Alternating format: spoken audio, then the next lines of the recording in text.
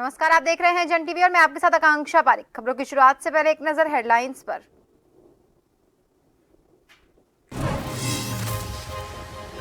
देहरादून में आज से 2 दिवसीय ग्लोबल इन्वेस्टर समिट कार्यक्रम में पहुंचे पीएम मोदी। धामी सरकार ने 2.5 लाख करोड़ के निवेश के लक्ष्य को किया हासिल।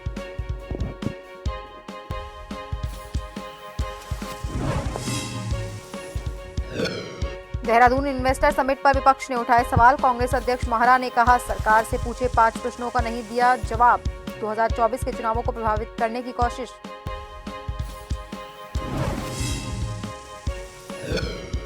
हल्द्वानी में 10 दिवसीय जिला स्तरीय खेल महाकुंभ का आगाज। पहले दिन बॉक्सिंग और कराटे खेल प्रतियोगिता का आयोजन। निवर्तमान मेयर डॉक्टर जोगेंद्र पाल सिंह रौतेला रही मौजूद।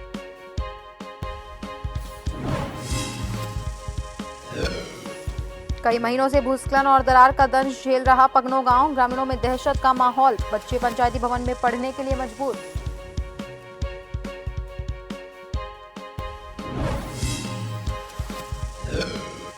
और डोईवाला में लोगों को नहीं मिल रहा पीने का पानी। ग्रामीणों ने प्रदर्शन कर अनदेखी का लगाया आरोप। 3 महीने बाद भी नहीं ठीक हो सके लीकेज।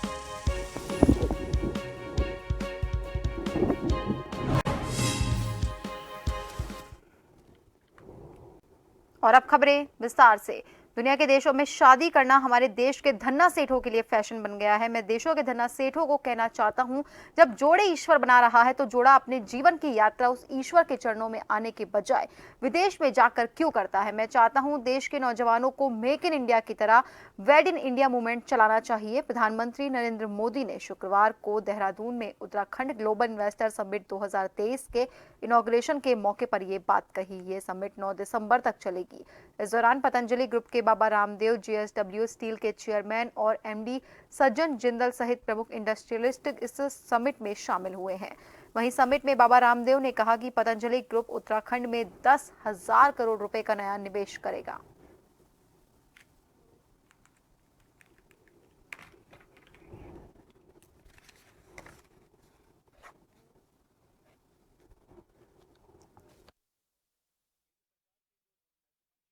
कि 21वीं सदी का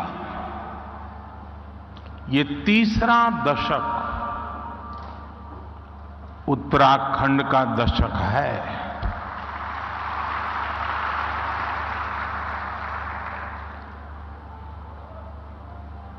और मुझे खुशी है कि अपने उस कथन को मैं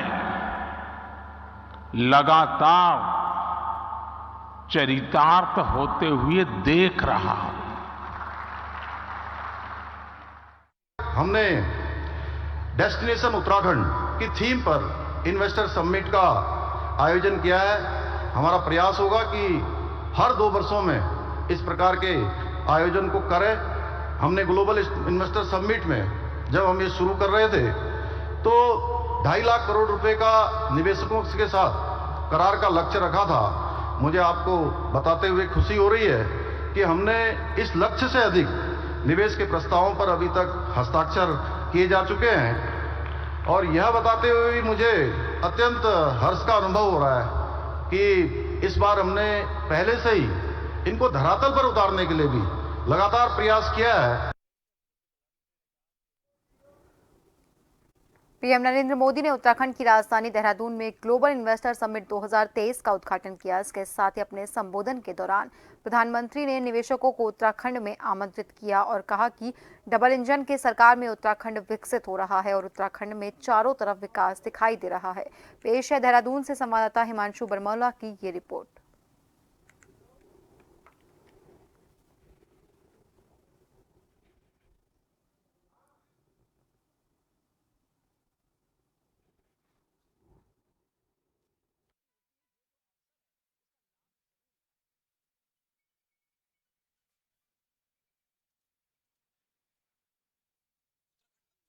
समिट का आगाज़ हो चुका है। प्रधानमंत्री नरेंद्र मोदी ने इसके उद्घाटन करने के साथ ही यहाँ पर अपने संबोधन भी दिया। सबसे बड़ी बात है कि यहाँ पर बाबा रामदेव भी मौजूद थे। इसके साथ ही साथ अडानी ग्रुप के यहाँ पर मौजूद रहे सदस्य, वहीं अगर जिंदल ग्रुप की बात की जाए तो जिंदल ग्रुप के भी सदस्य यहाँ पर मौजूद रहे। और इस वक्त हम कार्यक्रम जहाँ पर स्थल है वहाँ पर मौजूद रहे।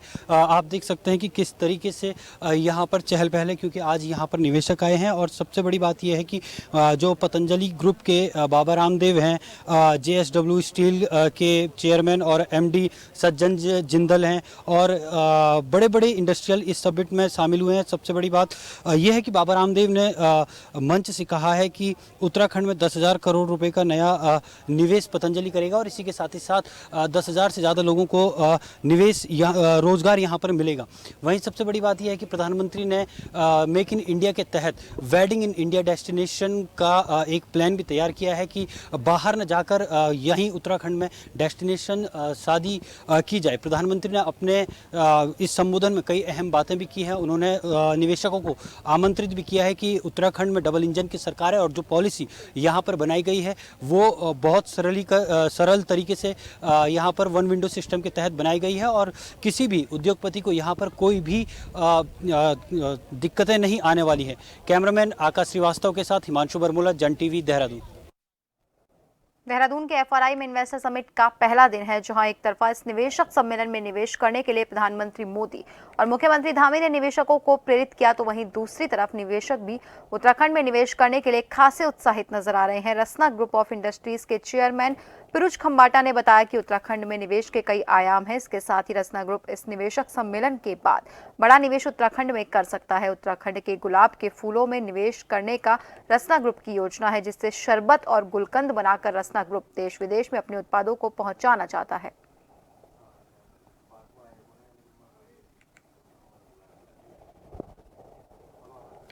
उत्तराखंड ने जो प्रोग्रेस किया है वो बहुत ज़्यादा है, मैं देख रहा हूँ। पहले जो उत्तराखंड का प्रोग्रेस होता था वो खाली टैक्स ब्रेक के माध्यम होता था, आदमी यूनिट लगा देता था, टैक्स का फायदा है। आज जो हो रहा है वो एक रियल फायदा हो रहा है। आदमी एंटीबायोटिक पे नहीं जी सकता है, टैक्स ब्रेक एंटीबायोटिक है। जो यहाँ ग्राउंड लेवल जो infrastructure, ground level policies, opportunities लोगों को दिख रही है, लोग आ रहे हैं, नेचुरली लोग आ रहे हैं। और माने रसना ग्रुप हमने एक ठान ली है कि हम भी जो प्राइम मिनिस्टर का विजन है लोकल टू ग्लोबल उसको आगे ले जाए, और इसीलिए यस्टरडे हमने अनाउंस किया है यहाँ के जो रोज ऑयल है, रोज है दमास्कस, उसका रोज वाटर है, उससे बनाएंगे रोज शरबत, और वो इंडिया में नहीं पूरे वर्ल्ड में लॉन्च करेंगे। और इसमें काफ़ी थेरेपेटिक क्वालिटीज़ हैं, इसको हम लोग पूरा एक्सप्लोर करेंगे। और खाली रोज शरबत नहीं, जैसे कि रोज वाटर आता है, रोज गुलकंद, और रोज से च्यवनप्राश भी बना रहे हैं। ऐसे जो लोकल प्रोडक्ट है, हनी, टैमरिंड, टर्मरिक, इस पे हमारा काम चल रहा है। राजधानी देहरादून स्थित RFI में 8 और 9 दिसंबर को ग्लोबल इन्वेस्टर समिट का आयोजन किया जा रहा है, जिसके चलते देश विदेश से तमाम निवेशक उत्तराखंड पहुंच रहे हैं। ऐसे में मौसम की अगर बात करें तो समिट के दौरान मौसम साफ रहने का अनुमान मौसम विभाग ने जताया। हालांकि तापमान में इस दौरान जरूर गिरावट दर्ज की जा सकती है, लेकिन बारिश की बात की जाए तो इस दौरान मौसम साफ रहने की उम्मीद है। मौसम विभाग के निदेशक विक्रम सिंह ने कहा कि 8 और 9 दिसंबर को मौसम साफ रहेगा, लेकिन आने वाले चंद दिनों बाद मैदानी इलाकों जैसे हरिद्वार और उधम सिंह नगर जिलों में कोहरा छाए रहने की उम्मीद है।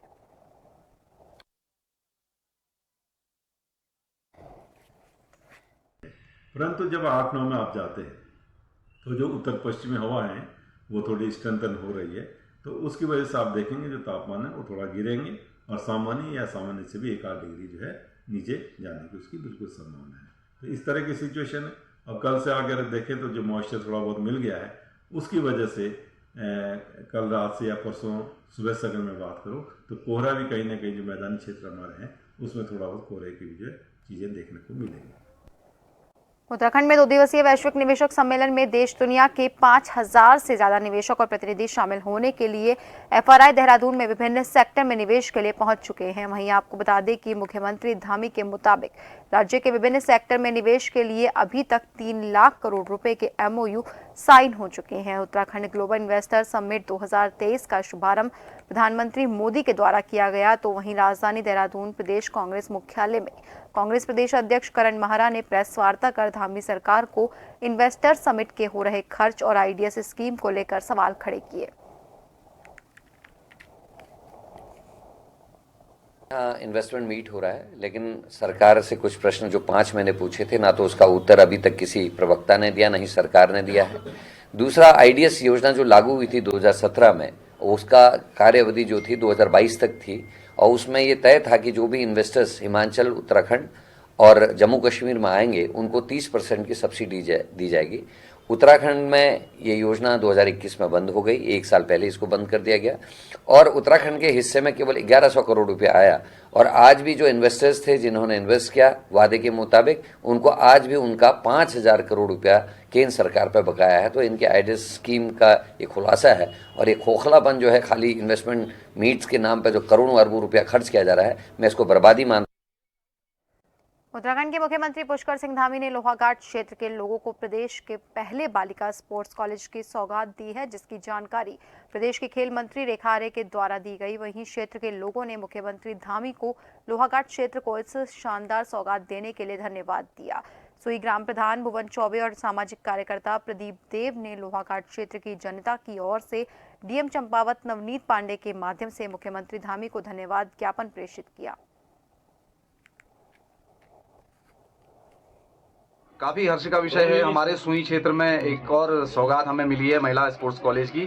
तो ये उत्तराखंड का लगभग एक मात्र महिला स्पोर्ट्स कॉलेज है जो हमें सुई में मिलने जा रहा है। इसके बाद हमारा ये क्षेत्र एक ऐसा हब बनने जा रहा है जो शिक्षा और स्पोर्ट्स के क्षेत्र में हम लोगों को बहुत प्रगति देगा। यहाँ पर हमें ऑलरेडी इससे पहले हमें स्टेडियम की सौगात, इधर हमारा सेंट्रल स्कूल, नवोदय और आईटीबीपी और छमनिया स्टेडियम के साथ साथ लगता हुआ हमारा कृषि विज्ञान केंद्र है। तो ये बहुप्रतीक्षित जो हमारे ये संस्थान बने हैं, निश्चित तौर पर इस क्षेत्र के लिए मील का साबित होंगे। मैं चंपावत जिला कांग्रेस कमेटी अध्यक्ष पूरन सिंह कठायत और कांग्रेस प्रवक्ता डॉक्टर महेश ढेक ने शुक्रवार को मीडिया को जानकारी देते हुए बताया कि आगामी 14 दिसंबर को लोहाघाट के नगरपालिका सभागार में जिला स्तरीय कांग्रेस कार्यकर्ता सम्मेलन का आयोजन किया जा रहा है। जिला स्तरीय कांग्रेस कार्यकर्ता सम्मेलन में प्रदेश कांग्रेस अध्यक्ष करण महारा प्रतिभाग कर कांग्रेस कार्यकर्ताओं और पदाधिकारी का मार्गदर्शन करेंगे और आगामी 2024 लोकसभा चुनाव और अन्य चुनाव के लिए कांग्रेस कार्यकर्ताओं में जोश भरेंगे। कांग्रेस प्रवक्ता ने पूर्व सांसद, विधायक लोहाघाट, पूर्व विधायक और कांग्रेस कार्यकर्ताओं समस्त पदाधिकारी से सम्मेलन में प्रतिभाग करने की अपील की। प्रदेश अध्यक्ष करण महारा जी का द्वारा उसमें 14 तारीख को लोहाघाट में जिला सम्मेलन है, जिसमें पूरी लोकसभा की रूपरेखा तय की जाएगी और सभी कार्यकर्ता और पदाधिकारी इस कार्यक्रम में 14 तारीख को उपस्थित रहेंगे। उसके बाद 15 को पिथौरागढ़ में है, 16 को बागेश्वर में, 17 को अल्मोड़ा में इस लोकसभा के जिला सम्मेलन का समापन होगा।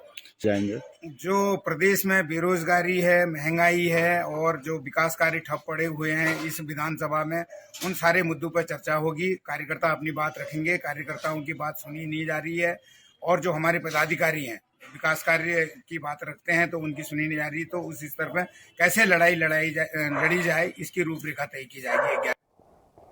और फिलहाल के लिए खबरों में रुकेंगे एक छोटे से ब्रेक के लिए।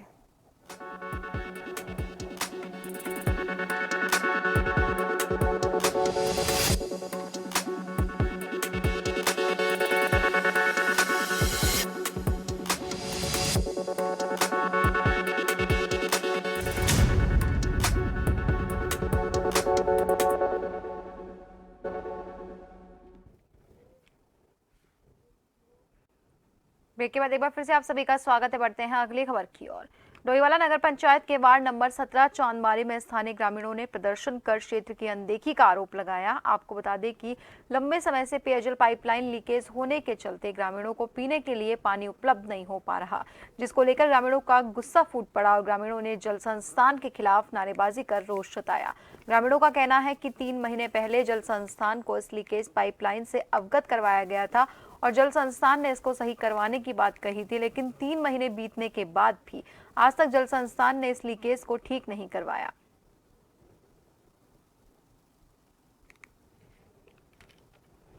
हमने जल संस्थान के खिलाफ यहाँ पर एक मांग अपनी रखी थी।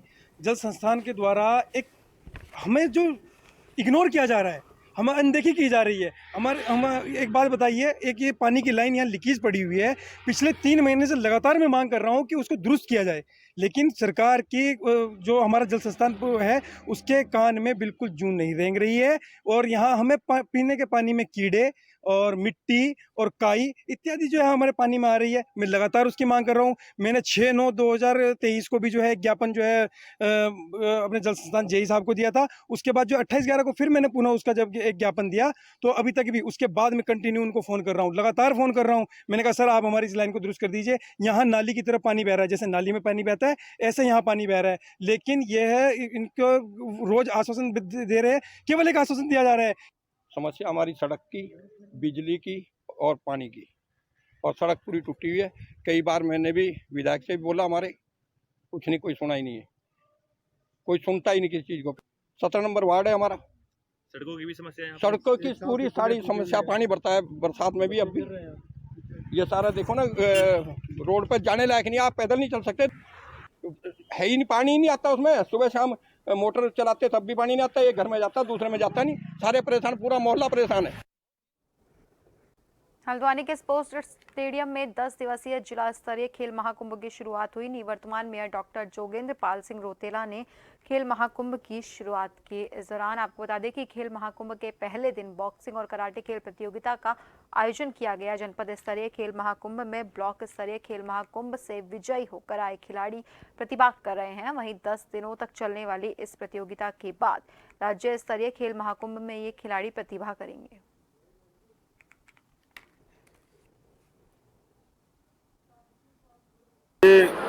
खेल महोत्सव 2023 की जनपद स्तरीय प्रतियोगिता का आज शुभारंभ था। मैं अपने प्रदेश के यशस्वी मुख्यमंत्री श्रीमान पुष्कर सिंह धामी जी और हमारी खेल मंत्री आदरणीय श्रीमती रेखा आर्या जी का धन्यवाद करता हूं कि वर्तमान की सरकार ने खेलों में बहुत ज़्यादा ध्यान दे रखा है, सभी को प्रतिभाग करने का अवसर दिया, और इसका यह नतीजा है कि आज स्पोर्ट्स का, खेलकूद का एक स्ट्रक्चर संरचना इस प्रदेश में बन गई है। सितारगंज में पावर हाउस के पास देर रात एक बाइक अनियंत्रित होकर खंबे से टकरा गई और ये टक्कर इतनी भीषण थी कि गाड़ी चालक गंभीर रूप से घायल हो गया। वहीं घायल व्यक्ति को 108 द्वारा सामुदायिक स्वास्थ्य केंद्र सितारगंज ले जाया गया, जहां डॉक्टर्स ने प्राथमिक उपचार के बाद व्यक्ति की हालत नाजुक देते हुए उसे हायर सेंटर रेफर कर दिया।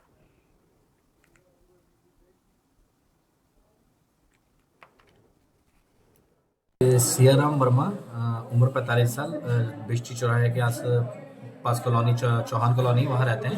ये खंबे से इनकी बाइक टकराई जिसमें इनको सर की चोट आई है और नाक कान गले से ब्लीडिंग हो रही है, जिसके चलते हम इन्हें प्राइमरी उपचार के बाद हायर सेंटर को रेफर करेंगे।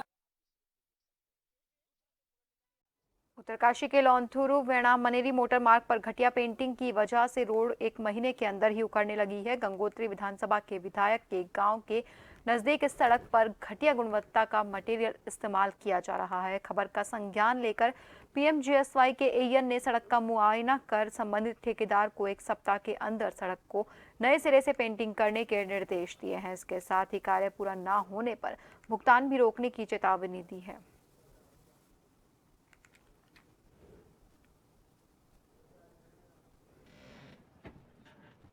फिलहाल के लिए हमने वहाँ पर उसको जो मटेरियल वहाँ पर लूज मटेरियल था उसको हमने स्क्रैप कर दिया है और हम उसको नेक्स्ट 3-4 दिन में हम उसमें जो एक्सपर्ट हैं, जो बिटुमेन कोल्ड मिक्स एक्सपर्ट है, वो हमने बुला दिए हैं। वो वहाँ पर उसको रैपिड से उसको करके उसको उस पोर्शन को उसमें सुधार कर देंगे, उस पोर्शन को। इसमें जो नुकसान हुआ उसका कौन ठेकेदार भरपाई करेगा, विभाग भरपाई करेगा? नहीं, इसको हमारे कॉन्ट्रैक्टर से हमारी बात हो गई है, वो अभी उसमें डीएलपी में है, वो डीएलपी में उस काम को सही करेंगे। वो उसका अभी डीएलपी रहता है, अभी ऑनगोइंग वर्क है, तो वो उसको अभी 10-15 दिनों में उसको पोर्शन को उसमें सुधारीकरण कार्य कर दिया जाएगा उसमें।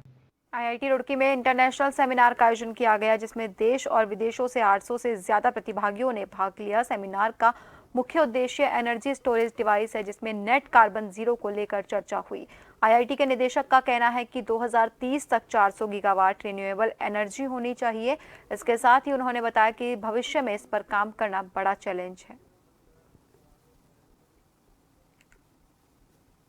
जो कॉन्फ्रेंस है ये रिन्यूएबल एनर्जी की जब हम बात कर रहे हैं कि 2030 तक जो है 400 गीगावाट जो है रिन्यूएबल एनर्जी होनी चाहिए और उसके बाद हर साल 40 गीगावाट एक्स्ट्रा जो है रिन्यूएबल एनर्जी का कंट्रीब्यूशन होना चाहिए।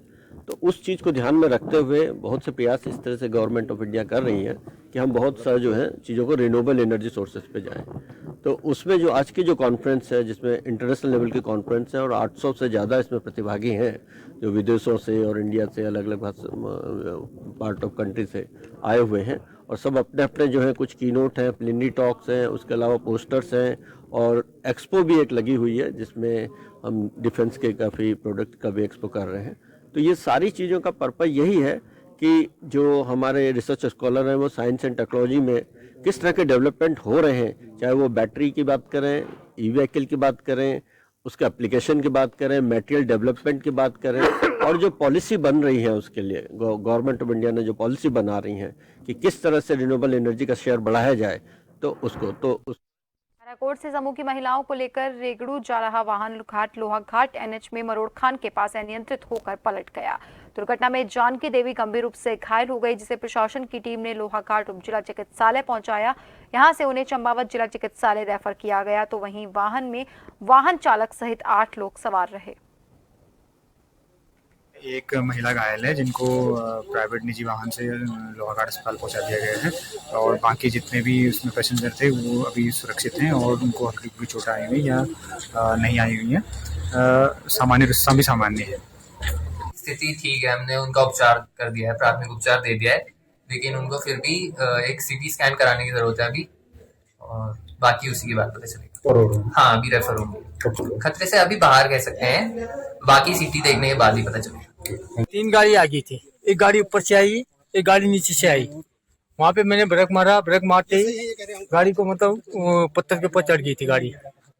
पत्थर में चढ़ते हुए 3 टायर थे छोटी गाड़ी के, तो छोटी गाड़ी के हिसाब से पलट गई गाड़ी। भगवानपुर थाना क्षेत्र में 2 दिन में बदमाशों ने तांडव मचा दिया। मानक मजरा नन्हेड़ा गांव रात भगवानपुर कस्बे में कॉस्मेटिक की दुकान में इन बदमाशों ने लाखों की चोरी कर पुलिस को खुली चुनौती दे डाली। लोगों का कहना है कि मित्र पुलिस शायद किसी बड़ी घटना का इंतजार कर रही है।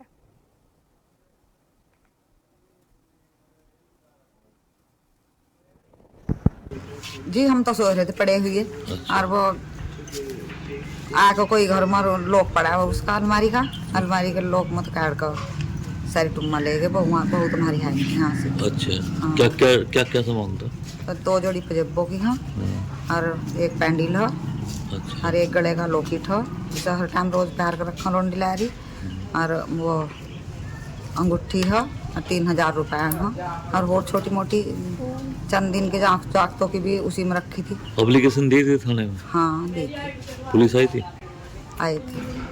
एक आदमी आया था। हम सब सो रहे थे पड़े तो रात 1 बजे के बाद हमारे घर में चोरी हुई। अच्छा, चोरी में किस सामान का क्या उठा? सामान मम्मी के जो गहने थे टुम्बे वगैरह, फोन ये सब। फोन भी उठा है? हाँ जी। अच्छा, हम कमरे में सो रहे थे, दूसरे कमरे में सामान दूसरे कमरे में से उठाया, फोन हमारे वाले कमरे में से उठाया। रात घटना ये 12 बजे की है कि रात में सेंट्रो गाड़ी में आए वो 2-3 दिन पहले गाड़ी आगे पीछे करी उन्होंने, ताले तोड़े, फिर जब हजमी ताला नहीं दिखा उसे टूटा हुआ तो उन्होंने बारी से पूरा शटर बाहर निकाल के फिर वो अंदर एंटर हो गए। जो गले नगद वाले थे पैसों के वो जो के 2 गले ही निकाल के वो डाल लिए सारे। फिर वो अंदर गए जो हमने बना के रख रखे थे जो सुबह कस्टमर को देने थे वो सब उठा के ले गए। अंदर जो मौजूद हालात। और अब आखिर में एक नजर हेडलाइंस पर।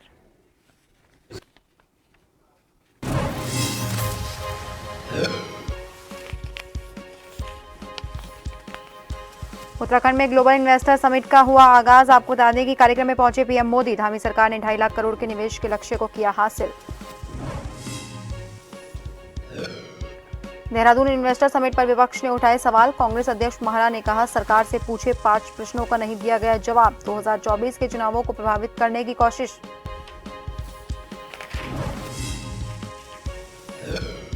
हल्द्वानी में 10 दिवसीय जिला स्तरीय खेल महाकुंभ का आगाज। पहले दिन बॉक्सिंग और कराटे खेल प्रतियोगिता का आयोजन। निवर्तमान मेयर डॉक्टर जोगेंद्र पाल सिंह रोतेला रही मौजूद।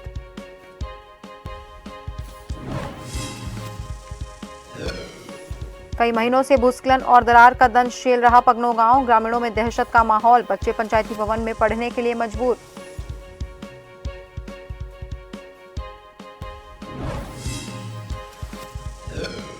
और डोईवाला में लोगों को नहीं मिल रहा पीने का पानी, ग्रामीणों ने प्रदर्शन कर अनदेखी का लगाया आरोप, 3 महीने बाद भी ठीक नहीं हो रहे लीकेज।